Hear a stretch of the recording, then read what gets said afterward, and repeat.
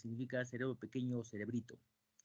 Es una porción del encéfalo que ocupa la parte posterior de la cavidad craneal o llamada también fosa posterior. Desde el punto de vista de tamaño, no constituye más del 10% del volumen total del encéfalo. Sin embargo, contiene más de la mitad de todas sus neuronas. Debe la importancia que tiene este órgano tan pequeño. El número de axones que penetran en el cerebelo supera en más de 40 veces de los que salen de él. Y las proyecciones eferentes del cerebelo están enfocadas principalmente hacia los sistemas premotores y motores de la corteza cerebral y tronco encefálico. Es decir, que directamente a la médula no tiene una conexión eferente, sino indirectamente. Desde el punto de vista ya de anatomía del cerebelo, está constituido por una porción central, que es el vermis cerebeloso, y dos hemisferios cerebelosos, puestos lateralmente. Como después lo voy a mostrar en el gráfico, la cara superior del cerebelo es aplanada y en ella es bien difícil ver el vermis. Sin embargo, en la cara inferior sí se ve muy bien el vermis, y toma ese nombre porque se parece pues a un gusanito. Entonces, este vermis, a ambos lados, hay dos surcos profundos que se llaman la valécula baserebelli, en la cual se aloja el bulbo, y tiene a sus lados los hemisferios cerebelosos, ¿no? El borde anterior del cerebelo presenta una escotadura ancha, que es la escotadura cerebelosa anterior, y una más cortita, que es la escotadura cerebelosa posterior, donde se inserta la hoz del cerebelo. Ahora, otra característica del cerebelo es que tiene unas circunvoluciones muy delgaditas, que se llaman folias, o de que viene de las hojas, ¿no? Folio significa hoja, o circunvoluciones cerebelosas. Y además es distintivo la distribución de la sustancia blanca, porque semeja un árbol, por eso se llama el árbol de la vida. Ahora, desde el punto de vista anatómico, miren, este es el vermis, esta es la cara superior. Como dije, en la cara superior, que es aplanada, casi no se distingue el vermis. En cambio, en la cara inferior sí, muy bien, miren. Este es el vermis y estos son los surcos profundos, laterales, que es la valécula cerebelli. En la cara superior, entonces, al vermis, que es este, se le va a dividir en diferentes partes, yendo de adelante hacia atrás la língula, lóbulo central, culmen, declive. En el vermis inferior, el túber, pirámide, úvula, nódulo. Ahora, mire, cada una de estas partecitas del vermis tiene su correspondiente parte de los hemisferios cerebelosos. Entonces, la língula, primero, no posee correspondiente hemisférico, es la única. En cambio, el lobulillo central sí tiene las alas del lobulillo central. El culmen, el lobulillo semilunar anterior. El declive, el lobulillo semilunar posterior. El folium, el lobulillo semilunar postero superior. Y de la cara inferior, miren cómo se distingue. La cara superior es plana y la cara inferior ya es convexa, miren. Entonces, yendo de delante para atrás, acá vemos al túber, túber, a la pirámide, la óvula y el nódulo. Entonces el túber se va a corresponder con los lobulillos semilunar posterior inferior, la pirámide con el lobulillo digástrico. ¿Por qué se llama digástrico? Porque tiene dos vientres. Y la úvula, que es esta, y las amígdalas. Así parecido en la boca, la úvula y las amígdalas, por eso le han puesto este nombre, ¿no? Úvula y pirámide. Y el nódulo y flóculos. Acá se ve los flóculos, pero el nódulo se ve si se sacar esta parte del tronco. Estos son cortes anatómicos y su correspondiente visión en la resonancia, miren. Para que vean cómo la anatomía sirve bastante y para que puedan identificar. Miren cómo se ve también la sustancia blanca, el árbol de la vida. Y acá esta foto tomada de una muestra anatómica, miren, permite ver los pedúnculos cerebelosos superiores, medios e inferiores. Son los tres elementos que van a conectar al cerebelo con todo el sistema nervioso central. Miren, el cerebelo también se puede dividir, pero para ello de alguna forma se va a tener como referencia algunas fisuras. Y de acuerdo a su posición se llaman así. La que se encuentra delante del declive se llama fisura preclival, también llamada primaria. La de acá. Entonces va a determinar la constitución del lóbulo anterior. Por detrás del nódulo encontramos la fisura postnodular que lateralmente se comunica con la fisura posterolateral.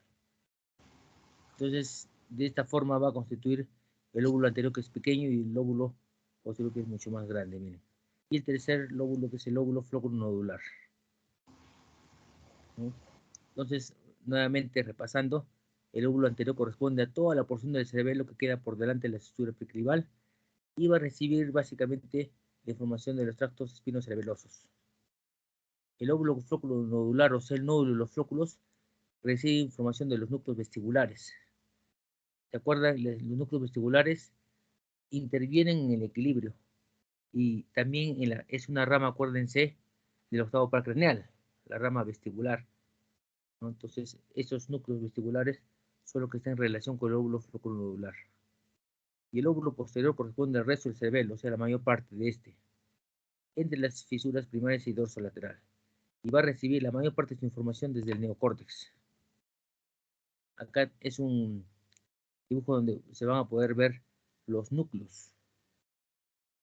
El cerebelo no solamente es sustancia corteza y sustancia blanca, sino también tiene núcleos centrales. Y cada uno de estos tienen una importancia en relación a su función. Y esos núcleos son, miren, desde la línea media lateralmente, es el núcleo facial o del techo, el núcleo globoso, el núcleo emboliforme y el núcleo dentado. El dentado es el que más se ve porque es el más grande. Miren estos cortes anatómicos, como se ve como una bolsa abierta hacia adentro.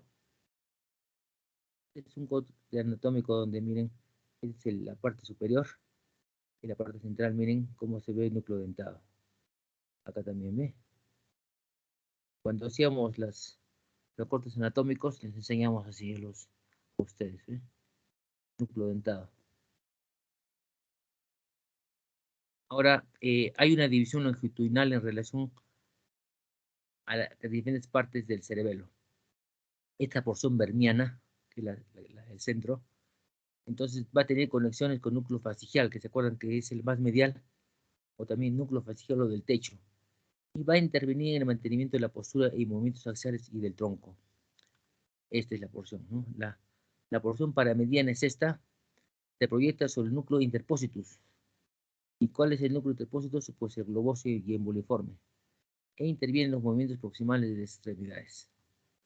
Y la parte lateral, que es la más grande, miren, se proyecta sobre el núcleo dentado, que es el que ya les he mostrado, e interviene en los movimientos discretos o distales de las extremidades. Este es desde el punto de vista filogenético, la división, miren, arquicerebelo, paleocerebelo y neocerebelo. Entonces, miren, el arquicerebelo es la parte más primitiva del cerebelo y apareció por primera vez en los peces.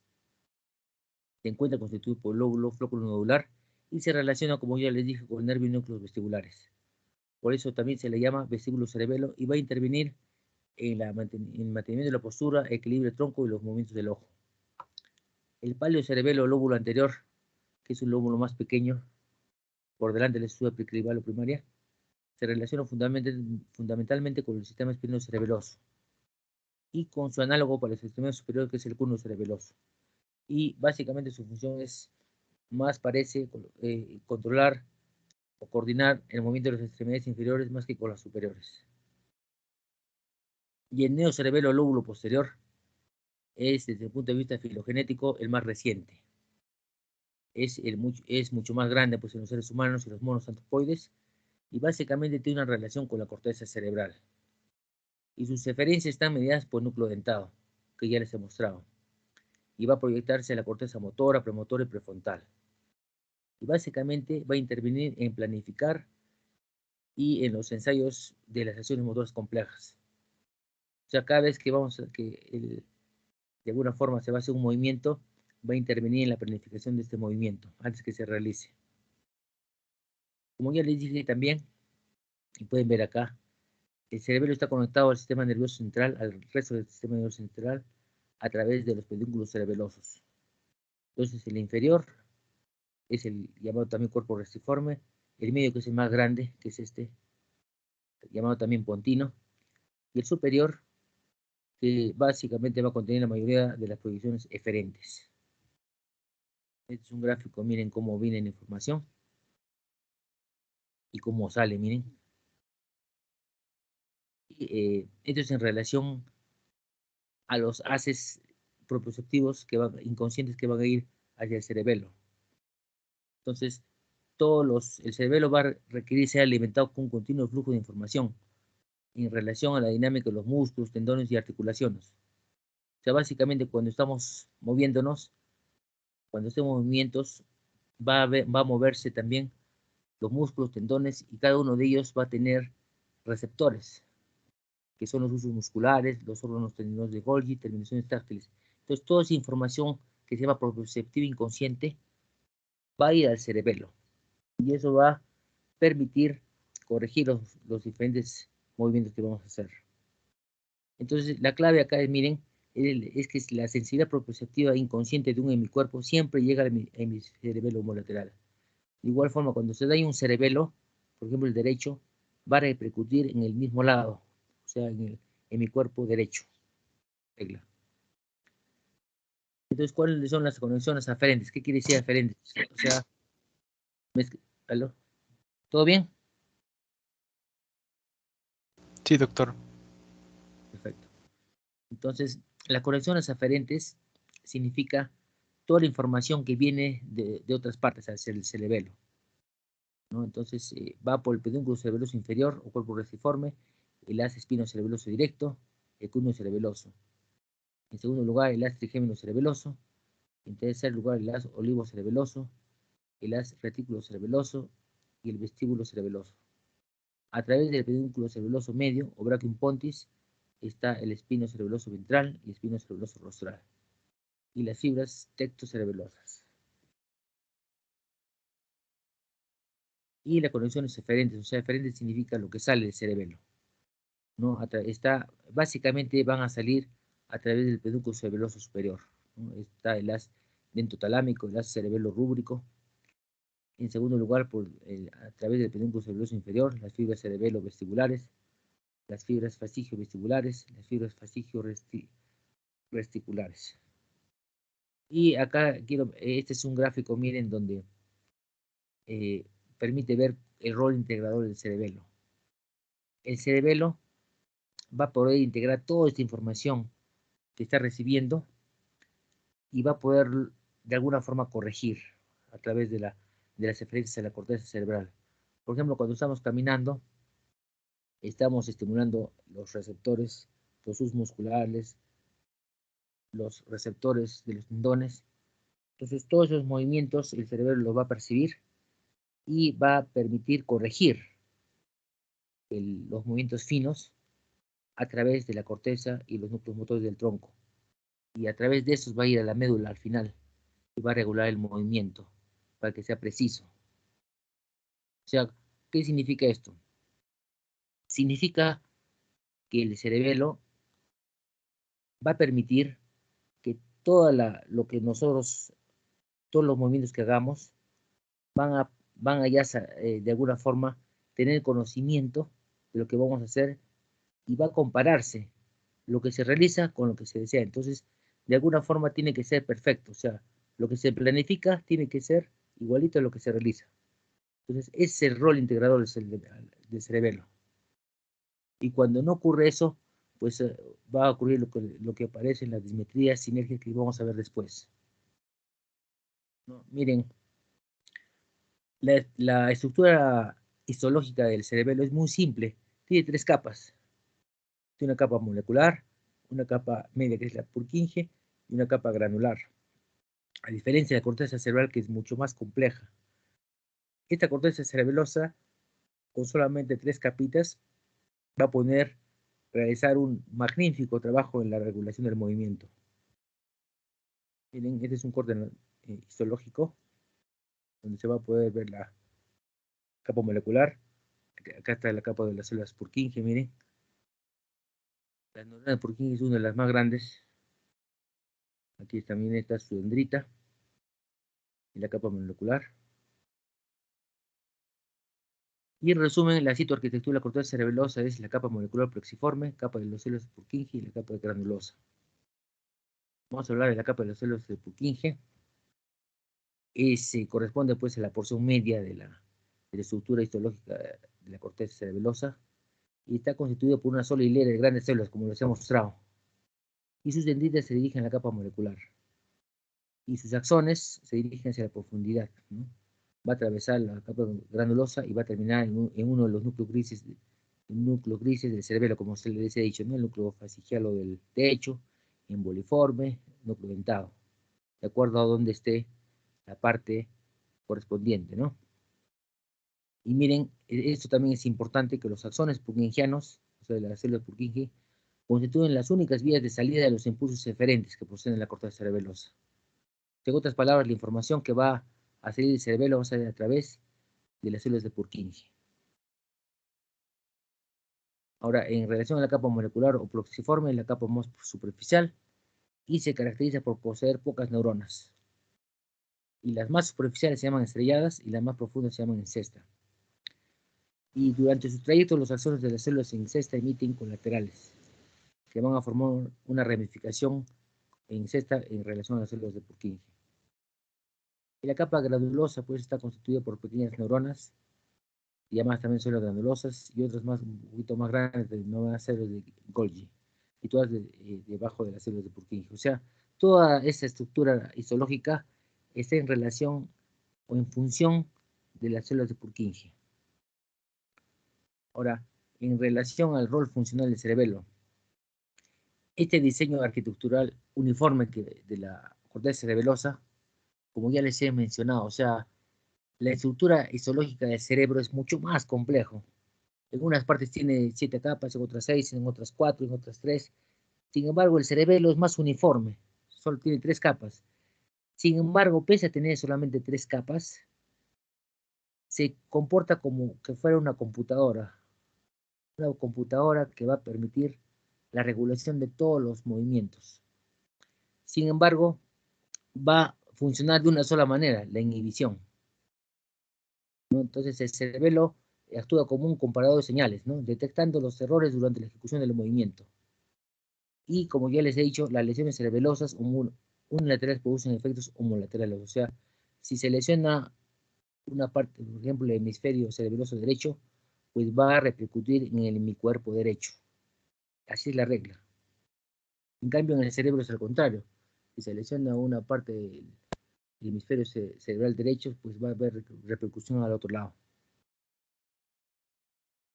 Otra función también es el cerebelo, es el gran modulador que actúa coordinando la acción de diferentes grupos musculares, ¿no? Cuando nosotros movemos una parte de nuestro cuerpo, pues van a haber músculos que se llaman agonistas y otros antagonistas. ¿Qué quiere decir? Por ejemplo, cuando vamos a hacer la flexión de nuestro brazo, cuando queremos enseñar nuestro punche, van a primero haber grupos musculares que van a permitir la flexión y otros grupos antagonistas que se van a relajar. Porque si los dos funcionan al mismo tiempo, pues no se podría ver la función. Eso se llama acción sinergista. Entonces, a través de esta acción sinergista, suaviza los movimientos que se están llevando a cabo, ¿no? Y van a regular de alguna forma los movimientos para que sea delicadamente, para que mientras unos se contraigan, otros se relajen y permitan el movimiento continuo. Y miren, como ya les dije, que la única respuesta de las células Purkinje es la inhibición, pues los circuitos cerebrosos son de reorientación negativa. Por eso, básicamente, van a prevenir las oscilaciones y van a estabilizar el movimiento. Entonces, en resumen, como ya les dije, el cerebelo carece de conexiones directas con la médula espinal. Básicamente se conecta con el tronco encefálico y la corteza cerebral. Está ubicado anatómicamente a nivel de la parte posterior de la protuberancia y bulbo. Constituye un nivel elevado de jerarquía de control sensorial y motor. Y tiene 3 roles principales en el control del movimiento: del tono muscular, balance y coordinación sensorial y motora. Y también tiene un rol en la potenciación a largo plazo y en el aprendizaje motor. Más o menos para que ustedes se orienten, miren. Entonces, para el movimiento participa la corteza cerebral, el tálamo, ganglios basales, el cerebelo, el tronco cerebral.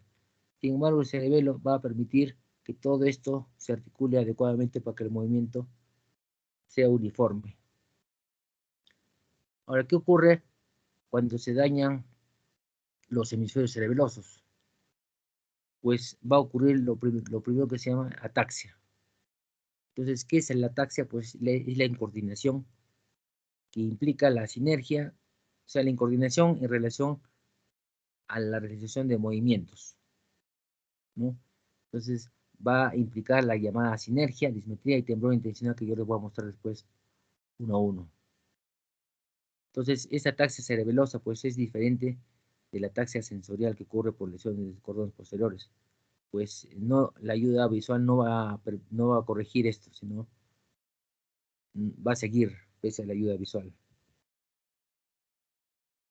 La sinergia, entonces, como ya les dije, es la incoordinación en los movimientos y va a implicar lo que se llama la descomposición de los movimientos. Pues, ¿qué ocurre cuando se lesiona una parte del hemisferio cerebeloso? Pues los movimientos van a demorar más en comenzar y también en terminar. Entonces, como ya les mencioné, poniendo un ejemplo, cuando uno quiere flexionar el brazo, hay movimientos en las diferentes articulaciones que van a perfectamente coordinarse, que unos músculos van a contraerse y otros relajarse. Entonces, eso va a fallar. Y como va a fallar, por eso va a demorar más en comenzar el movimiento y también en terminar. Y este movimiento va a ser como que estuviera en varias partes, ¿no? O sea, es un movimiento descoordinado. A eso se llama descomposición del movimiento. El signo de rebote también es un signo que va a implicar la sinergia. A la persona se le dice acá, miren, a ver, agárrate tu mano y el examinador lo agarra la mano cerca de su cara y rápidamente le quita la mano. Entonces, como no tiene esa facilitación del movimiento, pues se va a golpear la cara. Eso se llama signo de rebote. Es una muestra de que hay una asinergia. Otro signo clínico es la llamada adiadococinesia o disdiadococinesia, que son movimientos, por ejemplo, de pronación y supinación. Entonces, la persona que tiene problemas cerebelosos no va a poder eso. Entonces, eso se llama adiadococinesia. Otra forma también de sinergia es el de Canción, que es una forma de disartria que está en los pacientes con lesión cerebelosa, ¿no? Consiste en una habla explosiva, ya está diciendo su nombre y de repente se le va todo lo que quiere decir y no se le entiende, ¿no? Y va a separar anormalmente las sílabas y entre las palabras. Otro signo es la dismetría.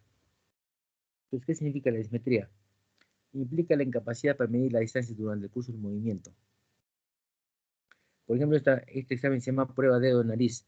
Se le dice al paciente, ponga su dedo en su nariz, comenzando desde la 180 grados, ¿no? Entonces, en este caso se le ve a mí, va a mover su dedo índice hacia la nariz y debe perfectamente ir a la punta de la nariz. Sin embargo, la dismetría implica que cuando va a llegar a la nariz, pues no va a ir a la punta de la nariz, sino se va a ir a un costado, o arriba o abajo. A eso se llama dismetría. Y esta prueba se llama prueba dedo-nariz. Otro también signo clínico cerebeloso es el llamado temblor intencional. Se presenta sobre todo cuando finaliza el movimiento. Cuando quiere, por ejemplo, un paciente tocar un objeto, pues el dedo presenta una serie de oscilaciones rítmicas por un exceso de corrección. O sea, quiere decir, como el cerebelo no funciona, no hay quien module este movimiento, entonces no va a poder de alguna forma ser el movimiento fino. Entonces va a haber un exceso de corrección, va a haber temblor intencional. Otro de los signos importantes también de la lesión del hemisferio cerebeloso y la hipotonía. Miren, para que se mantenga el tono muscular, o sea, para que estemos parados, Es importante que ocurra el reflejo miotático constantemente, miren. Este es el músculo y acá en el músculo hay un receptor, que es el uso muscular. Ese uso muscular, cuando nosotros estamos parados, está mandando información. Cuando, por ejemplo, se está relajando, inmediatamente las neuronas motoras alfa van a hacer que se contraigan las fibras del músculo a través de este receptor, las fibras extrafusales. O sea, hay dos tipos de fibras musculares, las extrafusales, que son del mismo músculo, y las intrafusales, que son las fibras musculares del uso muscular. Ahora, las extrafusales van así inervadas por las motoneuronas alfa. En cambio, las intrafusales van a ser por las motoneuronas gamma. Entonces, ¿qué relación tienen con el cerebelo? Pues, no a través de la médula directamente, sino indirectamente, porque ya les he dicho que el cerebelo no manda información directa a la médula, sino indirectamente a través del cerebro y tronco, van a venir fibras facilitadoras hacia las motoneuronas gamma. Y de esta forma van a aumentar la contracción, o sea, la sensibilidad de los usos musculares. Y de esta forma van a funcionar muy bien para que se mantenga el tono. Cuando hay lesión cerebelosa, entonces no ocurre eso. Entonces no hay quien le diga a la motoneurona gamma que sensibilice al uso. Entonces, como no hay quien le diga, pues este uso no va a mandar la información aquí y no se va a dar el arco reflejo. Entonces no va a haber contracción y el tono muscular, en resumen, va a bajar. Y cuando baja el tono, que se llama hipotonía muscular. O sea, otro de los aspectos clínicos que se ven en lesiones cerebelosas es la hipotonía. Cuando, por ejemplo, se le hace al paciente un reflejo osteotendinoso, en este caso en la rodilla, normalmente pues con el martillito se le hace un reflejo y pues una patadita chiquita, ¿no? Pero en este caso, como hay hipotonía, es el signo de rebote, va a seguir pendulando el, la pierna sobre la rodilla, ¿no? Entonces, como un péndulo va a estar bastante tiempo así. Va a moverse, va a moverse. En cambio, normalmente solo es una patadita y ahí queda. Pero debido a esto, la hipotonía, ocurre este signo. Ahora, ya les he dicho las lesiones en relación al hemisferio cerebeloso. Ahora hay lesiones llamadas del dermis cerebeloso. Entonces, estas lesiones básicamente incluyen al lóbulo flóculo-nodular y se va a caracterizar por trastornos del equilibrio, ataxia de tronco y nistagmos. Pues en la posición de pie va a presentar inestabilidad y el paciente va a tender a caerse hacia atrás, ¿no? Se va a simular a una persona que está ebria. Y los trastornos del equilibrio se presentan con los ojos abiertos o cerrados.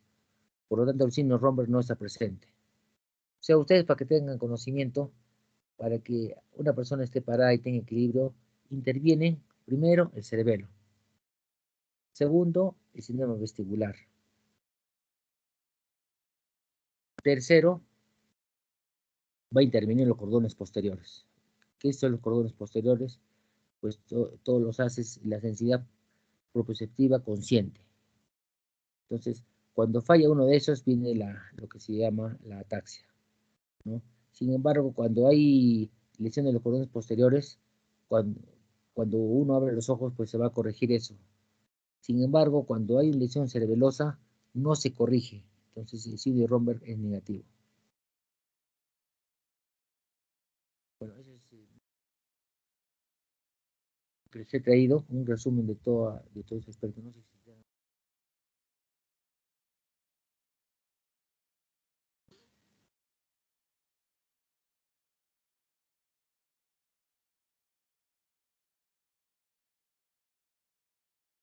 ¿alguna pregunta tienen, jóvenes?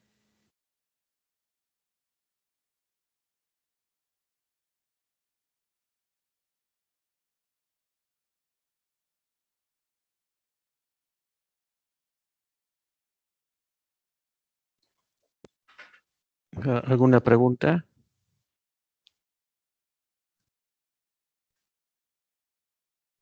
Creo que no, doctor. Muy bien. Doctor Suárez, estuvo muy bonito su clase y bastante didáctica y bien explicada. Tienen ustedes acá, chicos, incluso bien descrito, ¿no? Todo lo que cerebelo es, como decía el doctor Suárez, es bastante, las vías, ¿no? Son bastante complejas y él lo ha hecho de una manera bastante didáctica. Gracias, doctor. No sé si Doctor, tendrá alguna acotación más. bueno, yo quisiera decirle al doctor Percy Calderón que acá les he tratado de resumir lo más importante y algunos conceptos, estos sobre todo los he sacado de neurociencias de Kandel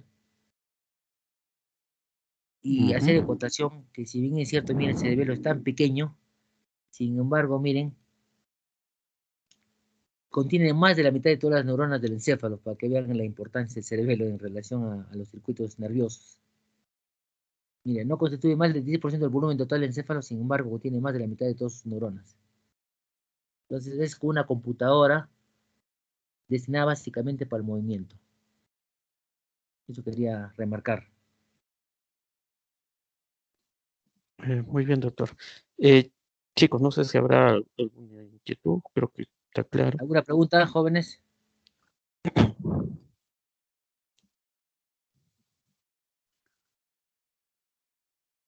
Muy bien, entonces, para la próxima semana ya quedo con usted, doctor, para lo que es cerebro, Sí, sí. ¿ya? Doctor Sí, Calderón. como les decía, en este capítulo de neuroanatomía vamos a contar con el apoyo de estos brillantes colegas, ¿no? Docentes especialistas. Muy bien, entonces, si no hay más preguntas, hemos terminado. Muchísimas gracias, doctor Carlos. Doctor Y Percy. ya nos comunicamos pues, para Sí, coordinar la clase de la próxima semana. perfecto. Muchas gracias por su presencia y por su atención. Muy bien, chicos, bueno, agradecerles ante todo el estar eh, dando un tiempo, ¿no? Ahora en la noche, ¿no? Viernes en la noche, ¿no? Dando un tiempito para escuchar estas clases. Eh, igual el día de mañana vamos a tener clase en la mañana, ¿no? Entonces, agradecerles ese esfuerzo que están haciendo. Muchísimas gracias, entonces eso es todo. Muchísimas gracias, doctor Suárez. Y nos comunicamos Ya, y ya coordinamos, ¿ya? Muy bien, chicos. Creo que buenas noches a terminamos todos. con esto. Doctor, disculpe, Gracias. ¿será posible que nos pueda pasar las diapositivas? Porque estás bien resumido.